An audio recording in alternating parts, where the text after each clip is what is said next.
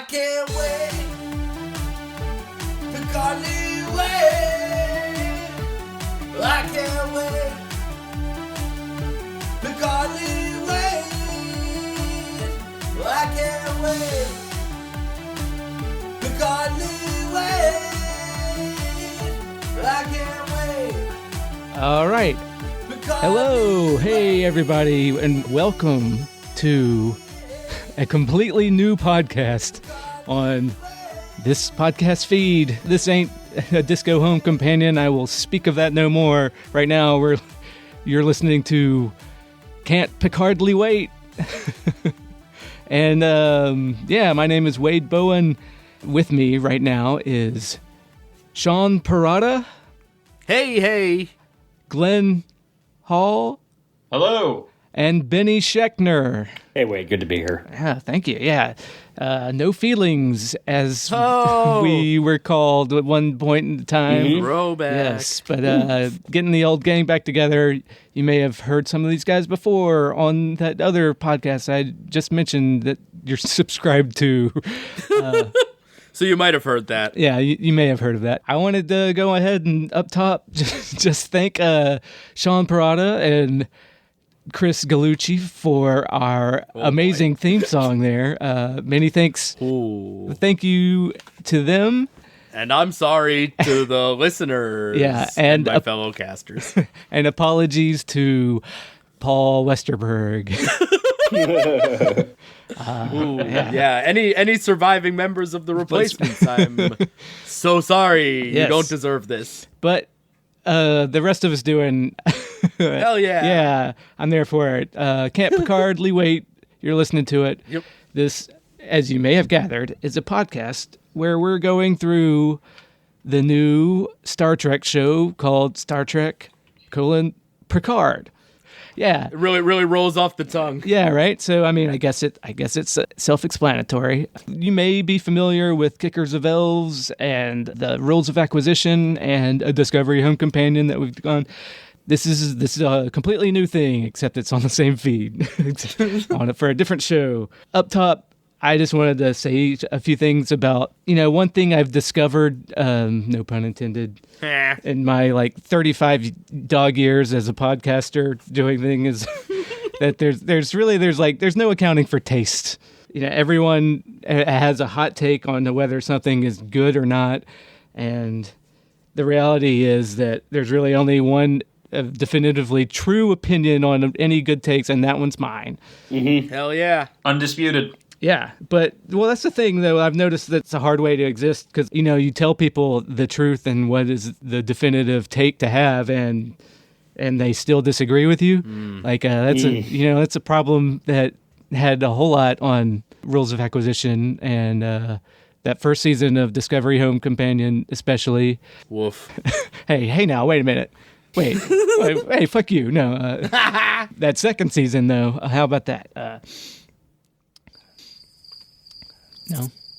We love it. Good stuff. We love it. Right. But, and if you listen to our book podcast that James and Hugh and I do, this newest season of the Hashish and Superiority Book Club, you'll get a lot more of those conflicting ideas about, what is good or not. And then, going through the zeitgeist on Twitter and everything with the Watchmen show, and people hate that, and that's awful, except unless you're one of the premier critics in Alan Sepinwall, you think it's the best thing ever. And there's no definitive takes to be had except for for the toxic garbage stuff. And I don't want to be that for Star Trek because it's Star Trek, it's silly, or is it? So I don't know. There's no wrong takes to be had except for the ones that are really wrong, and you know what you are. Especially for some of the Star Trek people. But not the other Star Trek people, like the ones listening to this. Y'all are all lovely. The other thing that I've had a lot of thoughts about lately, and this is a thing that we've gotten into a whole lot on with James and Hugh, IP rules everything now in the culture. It's all about pre-existing IPs, and that's and critical culture. It seems like it's all Easter egg based at this point. So it's you'll see a million articles, and actually by friend of the pod that was on last season, Ryan Britt. Hey. Yeah, he's pretty good at catching all these Star Trek Easter eggs, and I love that shit too. But at the same time, I'm like, all right, there's got to be something more, right? Is there something? And I don't know. That's kind of what I'm interested in exploring, maybe with this podcast, but also, fuck it, like, I don't know. I just want to have a good time with it. So We're here to celebrate, right? yeah. So yeah, Absolutely. I don't know. Sorry, I think take my. I've got something to say. Soapbox moment there. That's just kind of something that I wanted to get off my chest up top. Well, I think it's interesting that you brought up the IP thing because actually, just since we recorded the second season of Discovery, or sorry, the second season of Discovery Home Companion, not the show itself, but I think they're aware that we didn't do. yeah, it's safe bet. we actually we recorded all the ADR for season 2 of Star Trek Discovery. So all the haters on Star Trek Discovery, I'm sorry, it's our fault. You're shitting on us. All those Michael fight noises, that's us, baby. Right. So all those people that got mad at me on Twitter and the internet for like not liking Star Trek, and Yeah. I mean, it's just because I'm trying to be my own worst enemy here because I don't want to pat myself on the back too much Listen, for all that work I did with Alex and Akiva. I think it's time. I think this is a unique opportunity to like Star Trek. Oh yeah. Absolutely. Right. So, yeah, going into it, I just want to have some fun with this. And so, yeah, I guess we can get on into talking about this show, which is the triumphant return, or not, if you're Daniel Franich from the Entertainment Weekly, who hated this. So, like I said... It seems hard to hate. I could see being like, meh, it was fine. But hating it seems like you have to work very hard. Well, we're gonna get into that because we're gonna get into everybody's opinions and I think there's a couple of ways to view it, but yeah. And just for the record, his name is Darren Franich. Just in case he listens. What did I say? You said Daniel Franich. Oh, okay, yeah. Oops. Well, maybe you should try liking Star Trek. Oh, he loves Star Trek. He's the big. That's the problem. Oh yeah, he writes a lot on genre stuff. He's too close to it. Probably. Yeah. Probably. It happens a lot. Yeah. So before we get into a recap of this, do y'all have any thoughts about Captain Picard or this show? Because none of y'all are really Trekkies. Is that right? No. That is correct. Yeah, I've just since we started doing the podcast, I watched some of the original series, but for what it's worth, Next Generation was my introduction to Star Trek. First Contact, I think, was the first Star Trek thing I had ever seen. Yeah. So the first thing you saw was the movie. So right, you're not a true. So in other words, you're not a Trekkie. Right. So that's the thing. Again, no. No, yeah, because we could get into every little minutia, and I'm sure we will, but I guarantee that there are nerds on the internet listening to this that know more than we do. Yeah, for sure. And, they've reviewed different podcasts on iTunes and told me I didn't know what the fuck I'm talking about. Yeah, that's fine. We're not here to know what we're talking about. We're here to talk. Right. Fuck off. Yeah. But we'll get into different nerd corner bits and whatnot. Yeah, whatever. What are we doing here? That's the real question. Right. All right. So, general thoughts about this episode then, I guess. I loved it. I thought it was great. Okay. I thought it was really good. Okay. Quick, succinct. And Sean, what did you think? Yeah, I thought it was really good. Feels right. Okay. Yeah. I did had some really dopey stuff that I still loved. And I like when it got dopey, it usually wasn't that bad. Right. What was the dopiest part for you? I'm just curious. Oh my God. What was the Everything with what's her face.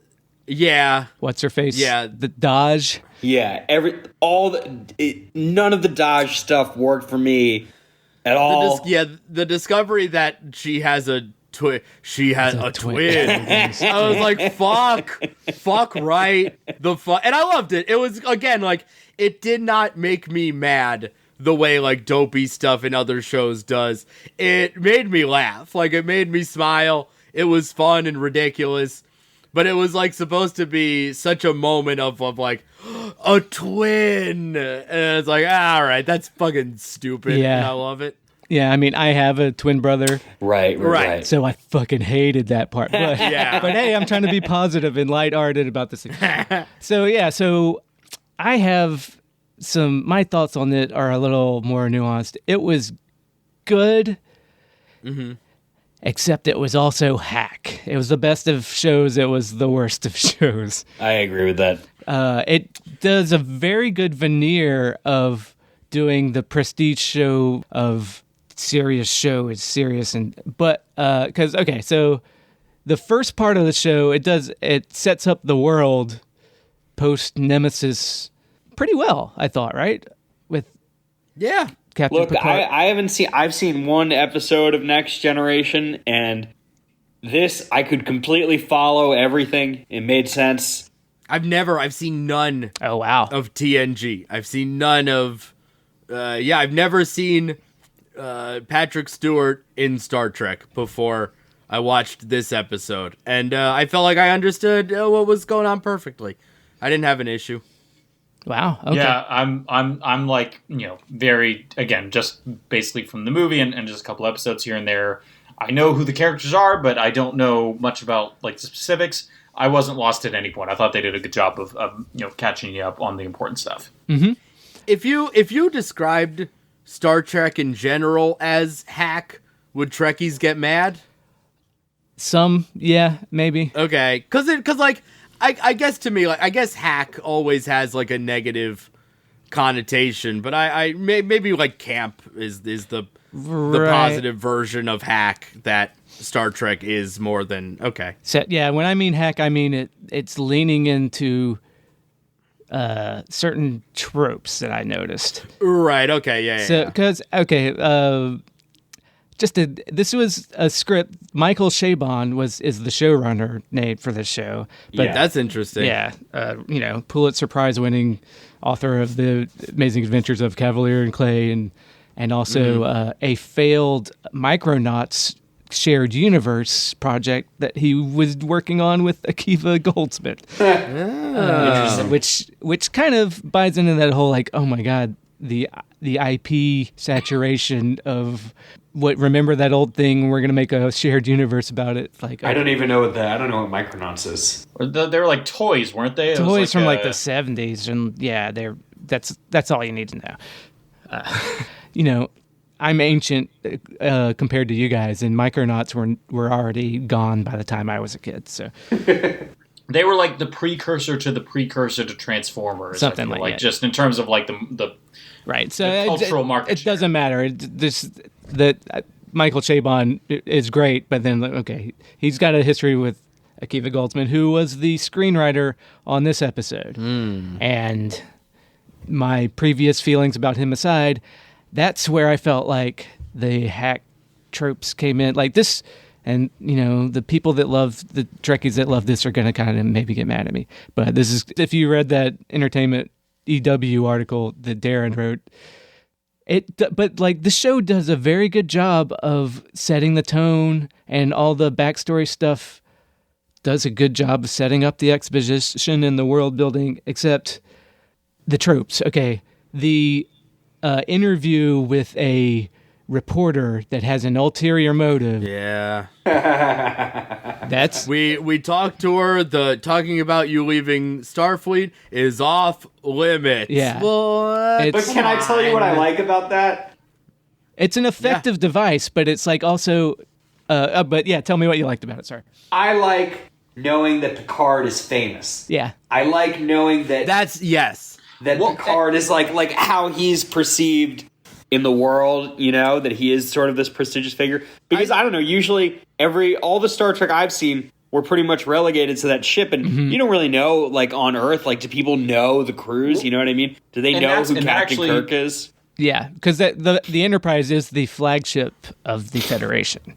Right. But that when they just spend time on the ship, that doesn't necessarily mean that that they're famous. So it is nice to know that when Picard does an interview, like the world pays attention. Right. That's cool. It is. That's a great like little just living in the world thing. But there's no denying it's a hack trope. There's no denying. For sure. Sure, but like that's what I like about it is kind of what Benny's touching on is that this episode really, for the first time in my like very brief experience with Star Trek, really explored like what the outside world is like for everyone that's not in Starfleet, that's not on a ship or not on a space station. Like, what is the culture like? I did like this is probably the closest look at what we've gotten at what life is like on Earth for people in the Federation, which was nice. I like that, and it actually does it very well. Like setting up. I mean, the complaint is that they were on Earth the whole time, and that's not Star Trek. Well, listen. This brings you to our first edition of Sean's Prediction Corner. Bum, bum. It's our dog. When does Pat Stu get on a spaceship? When does he get on a spaceship? When does it happen? What episode? Glenn, I already go. read Glenn, what episode it is. Glenn, you're on the clock. Next episode, I guarantee you, by the end of next episode, there will at least be active plans to get on a spaceship. Wade, when does he get on a spaceship? Episode 4. 4. Wow, late. That's late. Benny, you said you read it. Yeah, I read it. I read it, but I read episode 4. So. Oh, okay, great. Oh, did you also read that, Wade? I think so, probably. You're a motherfucker. Well, fuck. I'm the only one that didn't cheat. But if the show was just on Earth the whole time, I would have no problem with that. I would also have been cool with that. I've said in the past that my ideal version of the show is just Picard on his estate in France, sitting by the fire, and people from his life come and visit him. That's all. That's great. That's, and Yeah, see, because that's the shit that worked. That was the stuff that I liked in the episode. Yeah, that's another thing. Another complaint is that this isn't Trek enough. But like, fuck that. I don't care about what. Well, because that's the question. Like, what is Trek? And I can't imagine a more boring conversation. Yeah. Well, but I was wondering, like, I don't know, to a Star Trek fan, is this play at all? Like, Right. Or is it just another TV show? It's a fair question. Yeah, the answer is results vary. Some people are mad, but it's Star Trek, so that's like the classic. Some people get mad at it, Right. and some people. And this is also notable that this is a show that is, in premise, title, everything else centered on a single character, which is not the typical like status quo for a Star Trek show. Like even I know that, where yes, there's a captain who tends to be the main protagonist, but like it is at the end of the day about the ensemble. And I think that this is kind of sorry, go ahead. No, I mean, yes, that's the classic Trek. Except when people have made the disparaging comments that Discovery had that same problem, being the Michael Burnham show, but. Yeah, it's and But I've said I don't want to talk about Discovery that much, and I'm sorry I'm bringing it up. But it's fair. Yeah, I mean that's it's a fair criticism. When we liked Michael Burnham, we liked her, and boy, when we didn't, we didn't. But Can I make a Discovery comparison while we're talking about this? we're here. It looked, I thought, cheaper than Discovery, which I thought was weird. Huh. I thought the fights, like the action, like didn't look good at all. Boy, that's another sorry, but yeah, I think I agree. I think like probably because they were on Earth and they were like, let's save the money for the space stuff. I guess that's probably what it is. Well, yeah, and I think again, I don't think this is. I think what might be happening is people are expecting this to be another Star Trek show in the sense of like, well, of course they go to a different planet every week and there's a thing and this and that and that. Right. But I think this is supposed to be something very different, and I really like that it is this. It's a bit on the nose to compare this to Old Man Logan, given Patrick Stewart's involvement. But like, I think that is sort of the thing they're going for. I've seen that comment a lot about this show too. Yeah, it's all man. That Picard. makes sense. Yeah, which he's an old man, so I mean, fine. He's old. I don't care for the works of Mark Millar for the most part, but like Old Man Logan, like he is a really the concept has. It was a good movie. It was great. Yeah. It's a great movie, but also, Logan's great. Yeah. But also just the concept of like, what does this character's world look like after it has ended in some fashion or form or other? It's become a huge cottage industry and comics in particular. You name a famous comics character, they have their own Old Man Logan. Green Lantern. He actually might have one coming up soon. Batman got one. Harley Quinn has one. Doesn't count. So it's not true what you said. Nope, you're wrong. Batman had one first. It's called Dark Knight Returns. But anyways, back to He has another one recently called Last Night on Earth. Shut up. But nothing for Green Lantern. Nothing for Green Lantern. yeah, Another one of those tropes is related to the fight scene when when they go and when they get the girl and they put they don't know shit, and then they put her, she's activating. Yes. The fact that they actually said the line, she's activating, is like, oh no. that brings me to some of my other. I was going to go down the line of all the hack cliches that we have here. Oh yeah, sorry. No, I didn't no. mean to Can I just say, step on it your- reminded me of, did anybody else watch the show Chuck? Yeah, it's very Chuck. It reminded me of Chuck.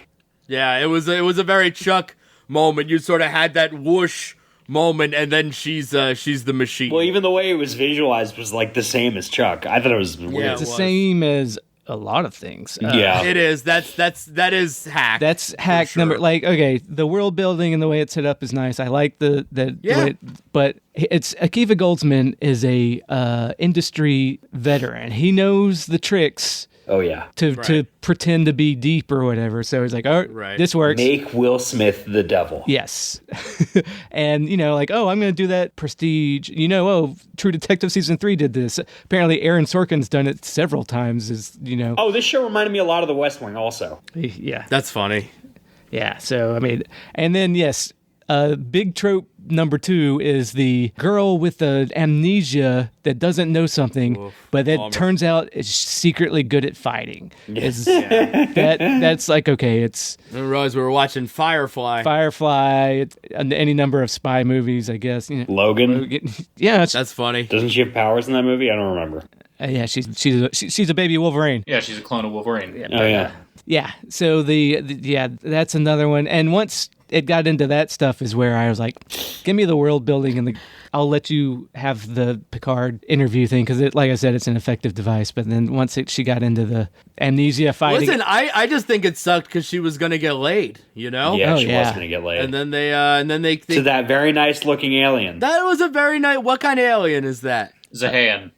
thank you. Yeah, I don't know, but A Hayan? Zahayan. She said, show me those famous Zahayan instincts. I don't know what a All right. Zahayan is, but that's what she called no, them. you're right. And they've in there before. They've been on Trek before, so Gotcha. Okay. That's a good catch. But even that scene before the Romulan SWAT team showed up, I thought that was like a really interesting bit of world, little set dress or world set dressing, essentially, where like you saw how people get takeout. Like, not saying that makes a good episode in and of itself, but I feel like that was cool. I don't know. Doesn't that make a good episode? I want to watch. You want to get the little details. Star Trek Grubhub? Yes.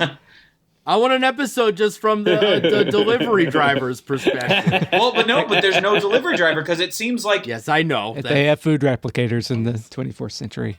Watch some Star Trek, man. That's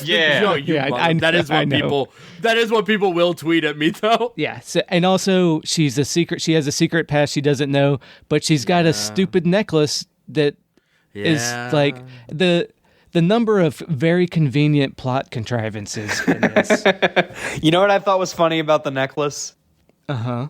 Everyone is like, "Oh, what a unique necklace!" Right, that's like the phrase. And I'm looking at it, I'm like, "No, it's not. It's just a fucking necklace." I could get that off of Etsy in like 2 minutes. Come on. Yeah. Well, and it was literally like just 2 interlocking circles. So like, that was definitely contrived. But What an unusual necklace! Right. Well, but it's enough for scientist lady to go, that's his calling card. Right. Another thing about the Dodge plot is all I know is that I have to find Picard, and it's like, okay, that's another very convenient plot. Like, okay, and it gets you where you need to go. I get it. It's fine. Right. Picard's got to get in. Right. in It's this, just and if she's right, I mean, if she's Data's daughter, then she would have to find Picard. I get it. They made Data fat. Brent Spiner made Data fat. Yeah. I just boy, that face was round.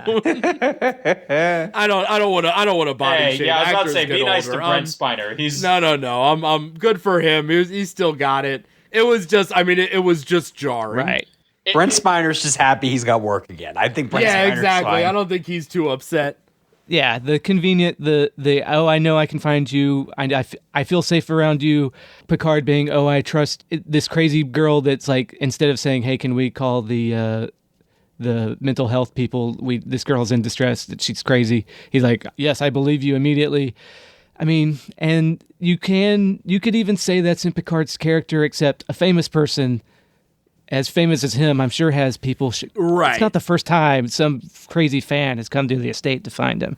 But it does seem like so true to him as I know him anyway. Right. That he would trust her immediately. Not just trust her, that he would take her in. Right. And actually, that's another thing I really liked was that scene where they were sitting out by the archives. And he said, like, if you are who I think you are, that, like, makes you really special to me. Like, you're, the subtext being, like, you're the only part of someone who is very dear to me.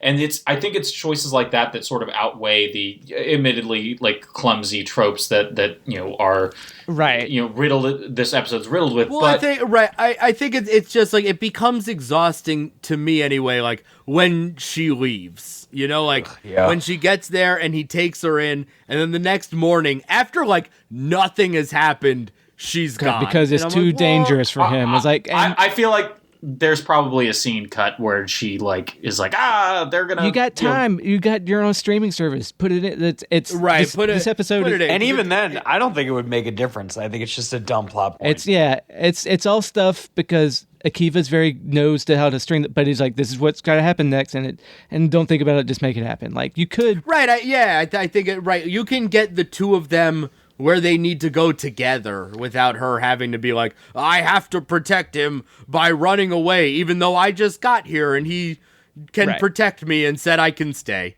Like, all right. And when she's talking about her memories and he's like, they're yours, you're keeping them. You could argue that feels like, why does he... But that actually is a pretty nice bit of character for Picard because he's lived, if you go to I'm that guy now. The Inner Light, a very good Peter Allen Fields written episode of TNG, he lives a whole life in the span of like a day, and they're created memories, but they're real to him. And so he recognizes whether they're actually happened or not, they're yours, and no one can ever take them away from you. That's cool. That was a nice little moment.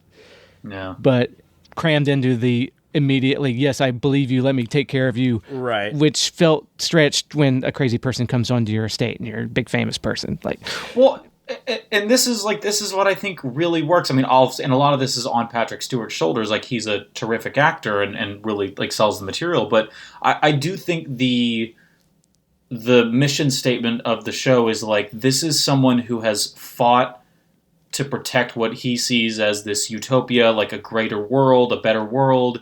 And I think this episode at least establishes that, like, that has started to slip away when, the Federation abandoned, like, the Romulan Empire after the supernova. Like, you see, like, that's, again, this is why there's so many things where, yes, there's a trope, but, like, something about how they executed it made it forgivable to me, because that scene where he talks about, like, how they abandoned the Romulans, like, they were lives, not Romulan lives, but lives. Yeah. Oh, that was great. That was fantastic. And like that ethos of the show where it's like he's sort of in a way a relic of a better world.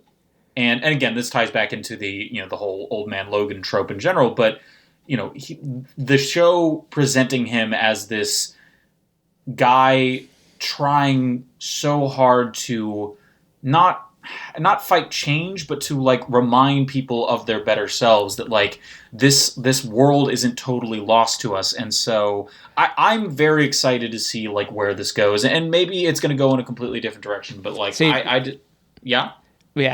But I mean, that's an argument that detractors can make about, like, why did they have to fuck up the Federation? Like, Star Trek has been about, this is like going grimdark, now we have to do it because it's about modern times, we have to make it a dystopia, it's about Brexit, it's about Syrian refugees.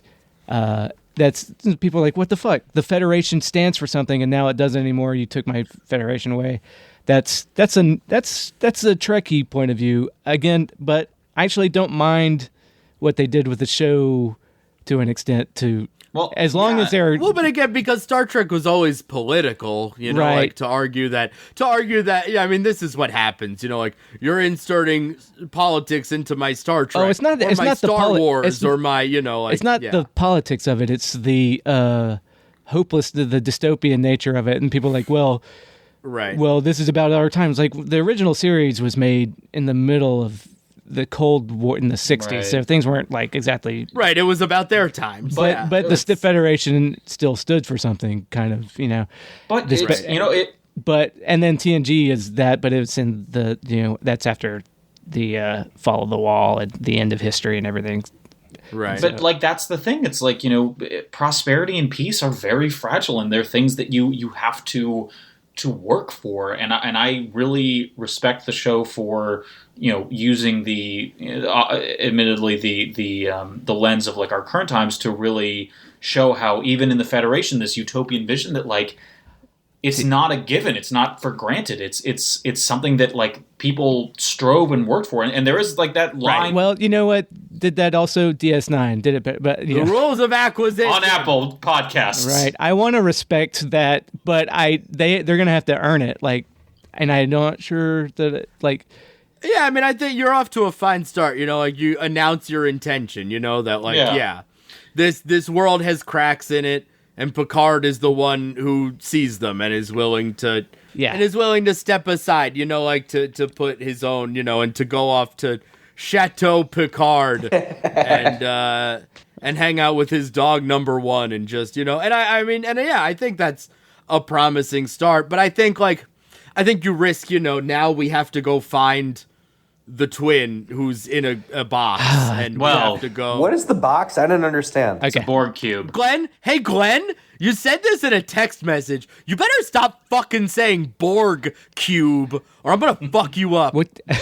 Do you guys hear how he talks to me? Yeah. Stop saying Borg cube, like anyone should know what it is. Hey, Sean. I guarantee everyone that They all know has what it found is. this podcast knows what a Borg cube is. Yeah, I know. Well, we made it clear that Benny and I don't. Oh, I'm supposed to know what that is? That's not like a mystery? Yes. No, it's not a mystery box. The mystery. I thought you were talking about the box that B4 was in, which the data pieces. Yeah, yeah. I mean, that's fair. No, I mean the literal box in space that she lives in. That would be. See, I like that kind of world building of it. Like what happened to the Romulans. I like that story. I like the fact that the idea of the two big Star Trek villains being kind of brought together, and the Romulans and the Borg is interesting, but then brings me to hack premise number 3. It's just fucking Cylons, man. It's Battlestar Galactica.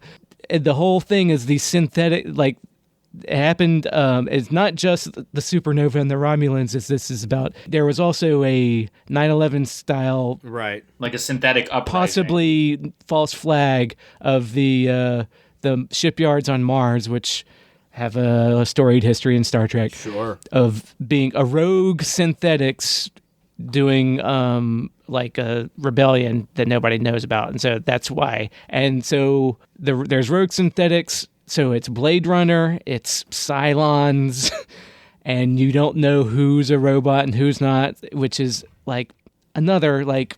All right. Right. We've done this. We've seen this. We've seen this before, and it's a hack kind of. But you know what? It's also interesting. So, like I said, it's nuanced. Like there's things it more or less works for what they've done on the show, but the idea of they're doing stuff that's been done before, you know, which you know, I want to see them go where no one has gone before, as it were. Hey, fuck you. And that doesn't mean they have to travel anywhere. I just want to see, you know, like, yeah. but I mean, yeah, I would not complain if this show was set entirely on Earth. Like, if it's an interesting story, then I am all for a Star Trek show that like breaks the mold, right, in service of exploring the world and exploring this character. right. So Benny, why don't you take us to Brooks Brothers? To Brooks, are we talking collars? I want to talk. Can we talk collars? Is I would that love okay? to talk collars for a second. You know, a lot of very interesting collars in this episode. Futuristic the fashion is fashion fascinating. has gotten fascinating. So I would say that the suit that he wears during the interview scene is a fantastic suit. I like that. You like it? Yeah, I like liked that it a suit, lot. yeah. I like the little pop collar on the jacket. I just think it's interesting. It's almost like it's kind of like a Nehru jacket, but not really. It stays open. I am just a big fan of that jacket, and that is Collar Talk. All right, that was Collar Talk, everybody. That's Collar Talk. What a boy. I mean, we're getting segments. Breakout segment of the podcast, I believe. Oh, yeah. Collar Talk. Fan favorite. That's canon. But Sean, did you not like the collar? Is that what you were implying? Now, so it's funny. So I'm sort of like, I'm watching and like the collar was a later reveal of the suit. You sort of see the suit first. Yeah. And then, I thought to myself, well, what are suits in the future? How are suits different? Mm-hmm. And then that happened and I said, I don't know. No. I don't know. You don't like this dystopian version of suits in the future. No, I think those suits are the worst part of the future. I'm not worried about Starfleet's condoning the natural genocide of a planet of people. Well, but then I guess here the weird part to me is that he then later is wearing a jacket with a normal collar, right? Right. It does raise some collar questions. And a shirt that has kind of the pop collar underneath. Yeah. Right. See, all I want is collar consistency. Yeah, I wouldn't mind some that's sorta- consistency. Yeah. Didn't we have I don't remember her name and I don't want to get the details wrong, but I'm gonna. Daj. No. We had a guest last season when we did Disco season 2 who did a fashion blog or something. Well, no, that was Kristen from Toronto, now Montreal.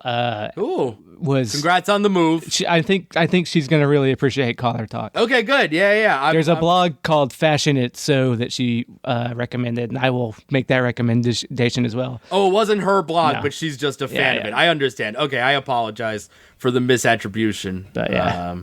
But yeah, I think there's a lot of interesting fashion to talk about, and I look forward to later episodes of Collar Talk. I'm excited. Speaking of fashion, going back to that necklace, where, Yes. Picard saying, that's so interesting, let me see it. And then he gives it back to her.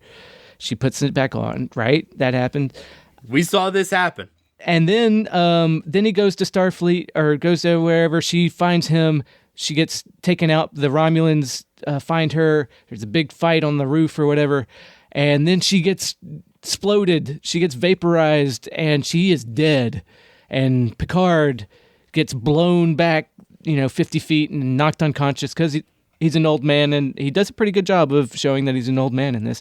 Yes, he does. He does. He's acting. Yeah, he's acting his ass off. Yeah. We knew he could do it, but We did, but so good for him. yeah. But so she's gone. Daj is dead. She's gone. She's not For sure dead. Yeah. But yet, when he wakes up, he's like, "Oh, I still have this necklace. How'd he get the fucking necklace?" Oh, I didn't notice that. It goes back to how'd he get in that chair. Yeah. That's all I'll say about that. But how'd he get the necklace back? It's another thing. Just like, oh well, we know that he had to have it, and it's. I thought didn't he ask to see ask to hold it? He did, and then he gave it back to her. Oh, He gave it back. She put it back on for sure. And yeah, so he gets blowed up. He doesn't have time to go pick it up off the ground because he's hot. Well, he's unconscious. Yeah. And so how'd he get it back? I don't know. I don't think, and I'm pretty sure we're never gonna get that answer. No, for sure not. He just has it. It's just more like these. It's like, well, How'd he get that necklace? I don't know. So that's Here's my it's that question. Akiva Goldsman magic. I'm gonna blame it on it. Yeah. Here's my question: do we think that, given the subject and the big bad of Disco Season 2, that there is going to be any sort of... No. I didn't want to talk about this, Glenn. I'm sorry. I don't no. I hope not, but no, I don't know. Because that's the thing. If this show ever makes any reference to Discovery, then the whole thing's bullshit. Are they happening at the same time? No, Discovery is like a century before this, at least. Well, and then Now it's going to the right? future. Well, and so They made a promise yeah. that they would never talk about that ship. So yeah, they won't talk about Discovery, I don't think. Alex Kurtzman, my favorite guy, I Best. believe it What a said guy. that when people have asked him about this, he's like, no, when they killed Control, that's not going to come up in Picard. I think he said that. But then also, he's from the creative team that gave us Star Trek Into Darkness that said Cumberbatch is It's definitely not not Khan. Khan. So Yeah, God, can't that trust a sucks. word this guy says. I don't trust him at all, frankly. I don't. Yeah, we shouldn't get into it. But if they talk at all about Control or that crew or anything, then I don't buy No, any. it just goes back to lazy tropes in sci-fi. Right. So let's hope The that it rogue doesn't come up. AI is Right. the thing that everybody goes back to, and that's what we got here again. Rogue sense, rogue AI. I was like, okay. So did. Ugh, and here's where I have to apologize to the Trek fans, the Trekkies, that I am not one of you. I am so sorry. I am wasting everybody's time. Eat my asshole. Is in TNG was this ever was the idea of these synthetics going rogue explored? Like, was this a theme? No. With Data, it was not a thing. There was Okay. there's Dr. Braxton or whatever he's mentioned in this episode. Allison Pill's old ex-boss Yes. that ran away. Yeah. He is in a TNG episode, one of the great ones called Measure of a Man, where he wants to take Data and dismantle him so he can figure out how his positronic brain works. I think that's the one I saw. I think it is. Yeah, and they have a trial Sounds where he gets ruled legally sentient, so they can't just murder him. And Yeah, that make is him the one slip. I saw. Yeah, so that's the guy that wants to do that is her boss that's disappeared. Oh, okay. And Data later on mentions that he has they've become friends of a sorts, which is what Alison Pill says about Data and her boss I see. becoming friends of a sorts. Because That's yeah. interesting. So he's going to be coming up, but again, it's the rogue AI. And so, Yeah. it's all, but for everybody getting mad at me for being too rough on this, I'll admit that the pieces are executed well enough. Yeah. So it's not a bad show. I'm just so that's there's two different lenses. Like, I don't know what's true anymore about what people think is good and what is bad. If it's not the praxis of it, if you're a good leftist or not, because that's big in Star Trek. It's luxury gay space communism is what Star Trek's about. Right. I mean, Yeah.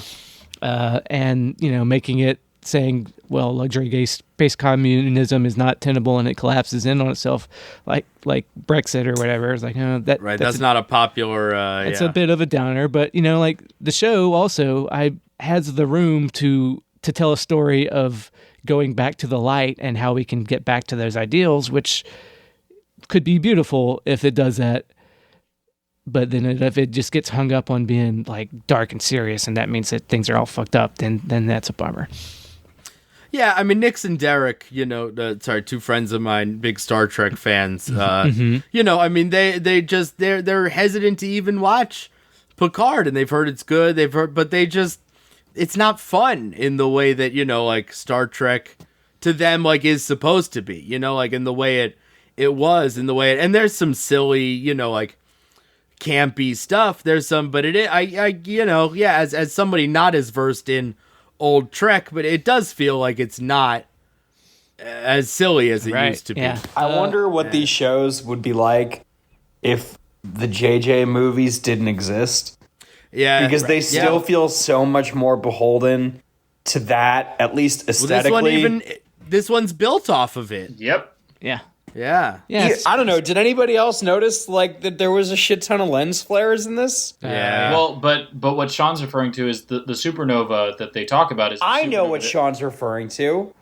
Oh well. Yeah, but I think it is even more interesting to talk about it in a technical aspect that we're still making Star Trek the way JJ decided we make That's Star what I'm Trek trying now. to say. Yeah. Yeah, I think that is it's really Bad interesting. Robot. It's his production company. Yeah. Is it And really? if there's one thing Yeah. we've learned is that J.J. Abrams can be trusted with all of our classic sci-fi properties. Right. He doesn't have anything to. It's his company. His partner. His crime. Alex Kurtzman. I'm joking around. Oh yeah. Because you know how I feel. Everybody can trust Alex Kurtzman. Oh my God, the best. We love that guy. Yeah.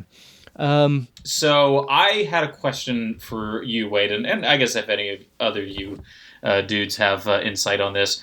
So Picard's running a vineyard, and my understanding is that the society of the Federation is 100% post-scarcity. There is nothing that can't be manufactured using replicator technology. And I've asked this before, actually. So why do they have any? Why do they make? Why is there a vineyard? If you can replicate the wine that Louis XV drank, Glenn, all right, this is a toss-up. This is an easy one. You can't. Replicated stuff tastes different.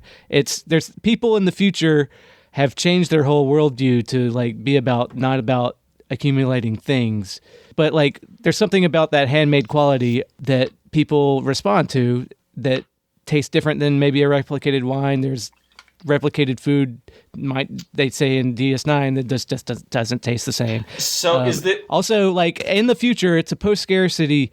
You can do whatever you want, but the accumulation of wealth is not what guides the Federation. That's what Picard says in TNG when people ask about it, when he talks to Mark Twain or something.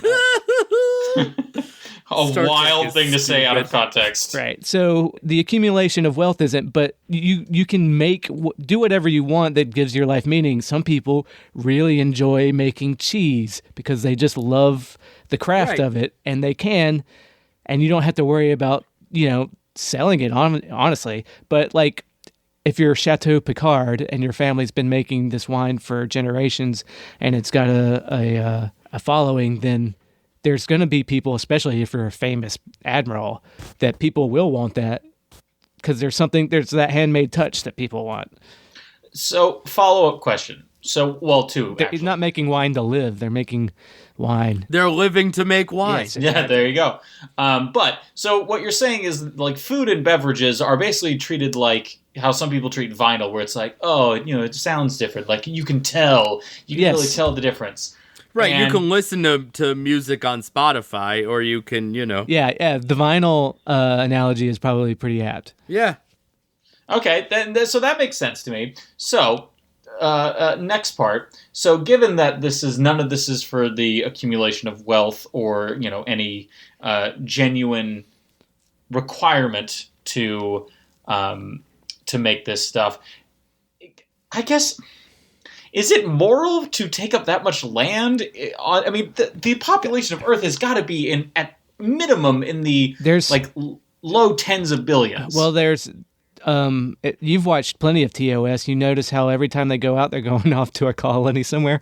Right. I guess they just were like, fuck off. Like, you can't stay on Earth anymore. Yeah. Well, it's like people want to go out. So, like, yeah, if there's room for Earth, there's plenty. Earth's pretty big, and space is even bigger. So, and listen, and I think, like, maybe this isn't like a Star Trek explanation, but like, I mean, it can be my explanation. We established that he's a celebrity. Yeah. And that brings me to my third question. So who? Oh my God. Is Picard retiring to a chateau the 24th century equivalent of like Orson Welles doing those frozen pea and wine commercials where he's like, I'm not. No. It's like, do you even trek, bro? I really do. His family has owned that estate for like centuries, presumably. It's set up in the canon that his family, that's from the show. His family, he's from that region, and it's been in the family for a long time. Right, so it's not strange. It's not like they didn't make that up for this show. No, of course. Okay, if you watch the finale, All Good Things, which is better than most of the TNG movies, it's in his old age. He's an old man with a beard, and he looks younger than he does now in some sense because where he's working on the Chateau Picard. Oh, that's fun. So it's like great. Sherlock Holmes retiring to be a beekeeper. That's really what I'm seeing. Yes. All right, guys. All my questions have been answered. Thank you very much. All right. I'm glad we could do that. All right, Glenn, we'll see you next week. All right, see you later. Bye.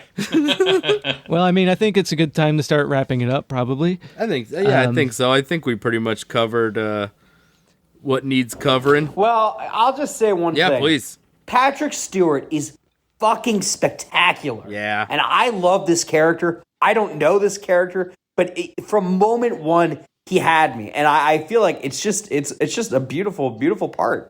I think it's a great idea to give him a series. I think, it's obviously like different for Star Trek, but like this is a fantastic character, and he reminds me a lot of President Bartlett from West Wing. The West Wing, and I would like to see a similar thing for him. A nice sort of meditation kind of show. Yeah, except I hate The West Wing personally, but well, hey, it's pretty great. So Here's my hot take. what I don't want is President Bartlett. Like, if everybody just agreed and did what I want, we'd solve everything because everybody's good at heart, and all these people mean well, and we just have differences of opinions. Like, some people don't mean well. Like, that's not how politics work. That's not how there are people in the West Wing that don't mean well. Yeah, it's all about power, not like in the best interest of the country in a lot of places. Yeah. Well, I mean, that just my hot take is The West Wing's a good show, but it's a dog shit blueprint for modern politics or any politics for that matter. I haven't actually watched. What are we shitting on The West Wing for? I wonder. I love The West Wing. I wonder how hard it was, if at all, to convince Patrick Stewart to come back for this. Probably not hard at all. He's probably super into it. It seems like he's having a blast. I mean, it really... Right, I imagine he was pretty game for it, and I imagine, like, if he wasn't, that this premise could have gotten him in. Right. Like, I imagine this really feels like... I read an article saying that, like, he agreed to do it, but then he had them rewrite the whole pilot. Wow. Oh, interesting. Apparently, none of the stuff...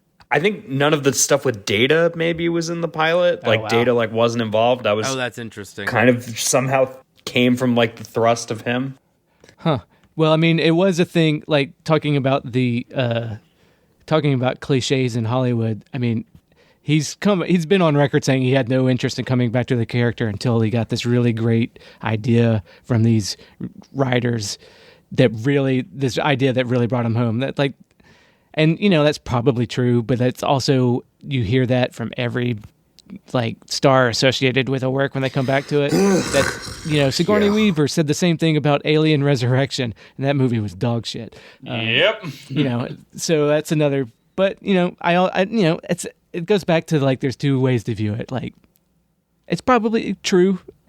I could be cynical and say that's a hack thing and that's PR speak, because you hear that every time when somebody comes back to a thing after 15, 20 years. Yeah, that's so true. But then at the same time, I wanted to see the best in it, and it works as an argument.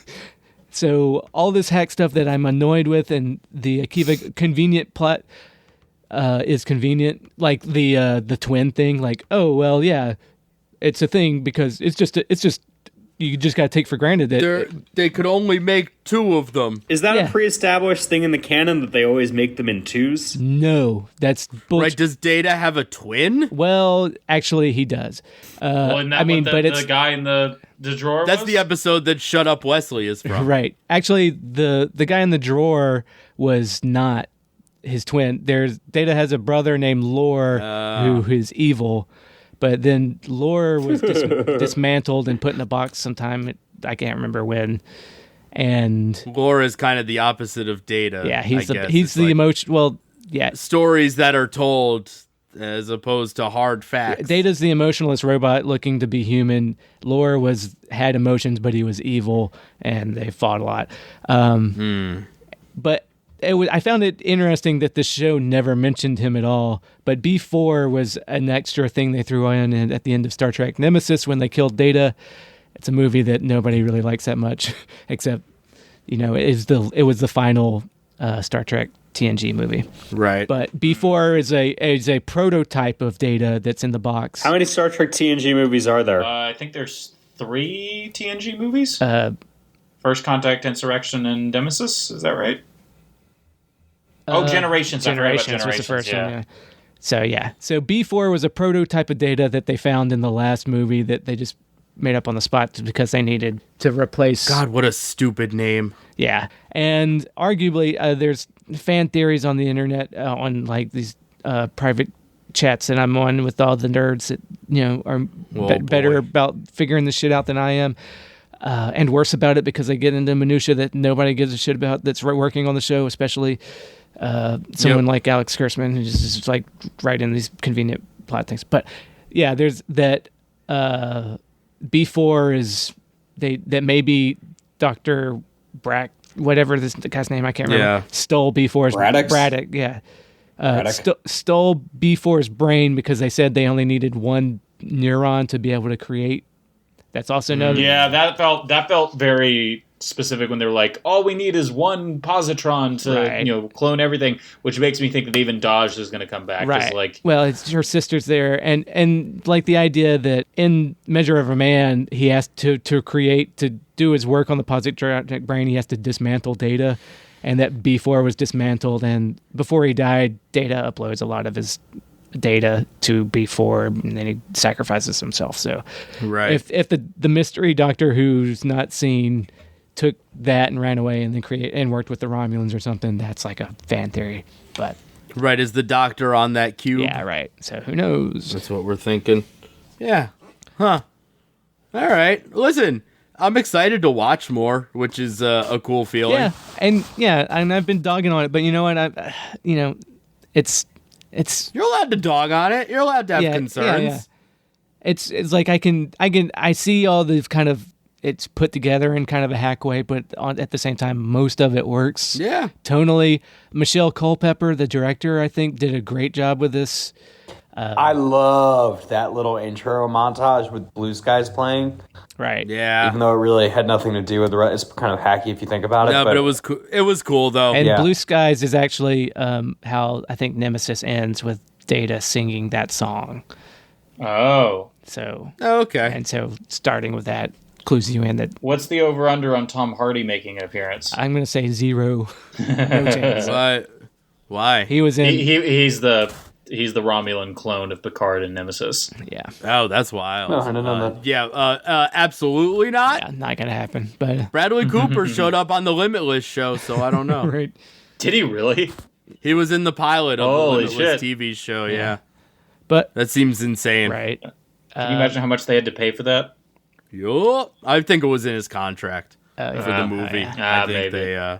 Yeah. But yeah, they're paying a lot for their guest for Picard, I assume. But Oh, for sure. yeah, and then who knows how much for all the other cameos from TNG. I think they're just happy to be given the opportunity. Were those that man and woman with him? Are those like TNG people? No, those are Romulan refugees, I believe, with Okay, cool. an Irish accent. That's very But funny. Yeah. you know what? If Picard, a Frenchman, has a English Yeah, accent, exactly. I'll yeah. let slide a Romulan with an Irish accent. Fine. Well, yeah, and think of how many accents are on each planet. Like, not everyone on Earth has an English or American accent. Like, it's like, yeah, fuck off. They're gonna be Yeah, but like have your own accent. Don't steal from ours. Right.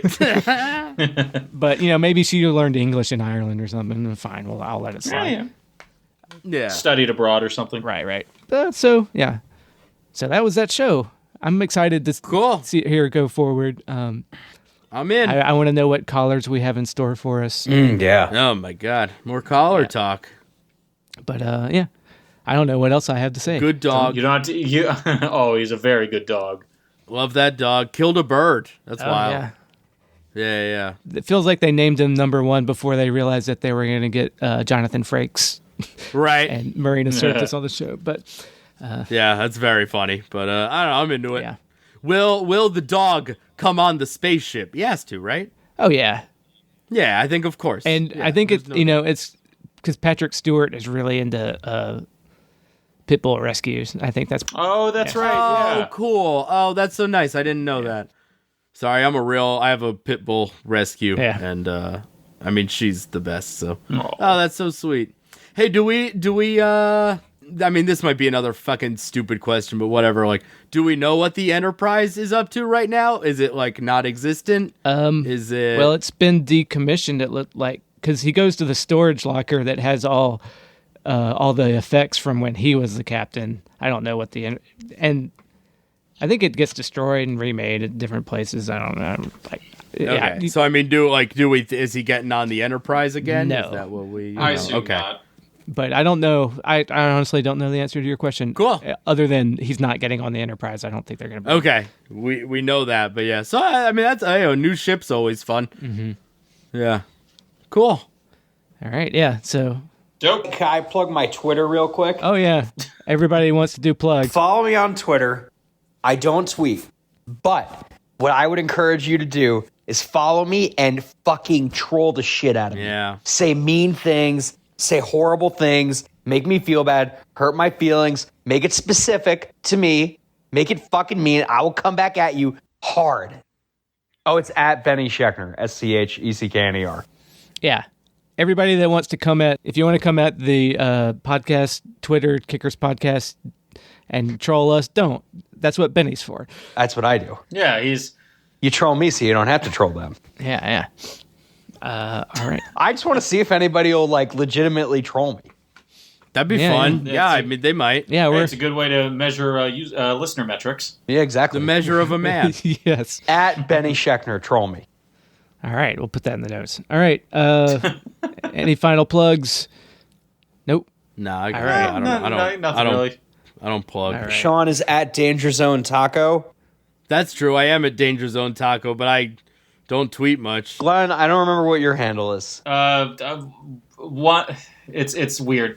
We'll put it in the notes. Wonderville. It's one D&Derville. Yeah. You just used the I just official. use the you might show need to Twitter. change that soon. I don't know. It's Wand and Derville now. That might not exist anymore. With an ampersand, There's with an a- ampersand in between. Yeah. There's an ampersand. Yes, there is an ampersand in it. It's Wade will put it in the notes. End the show. Yeah. Hey, Sean, what about Little Greek?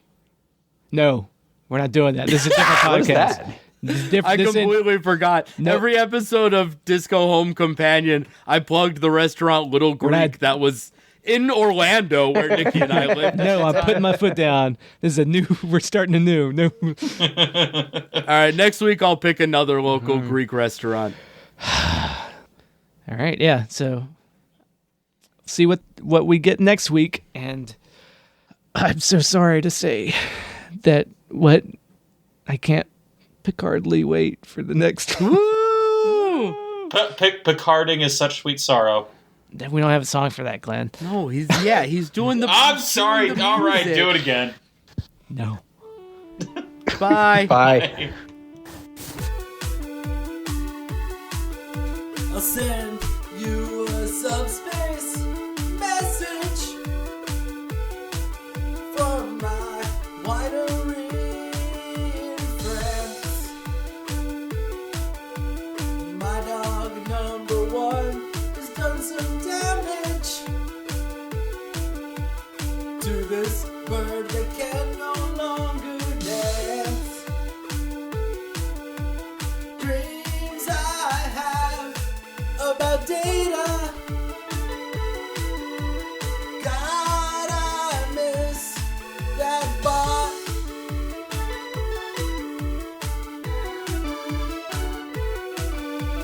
Supernova destroyed Romulus. The synth got blamed. That fucking sucks. Shut up, Wesley! Shut up, Wesley! You're not even in this show. T.O. Gray, engage and make it so. I'm old and you're a twin. Ah, shit, you blew up.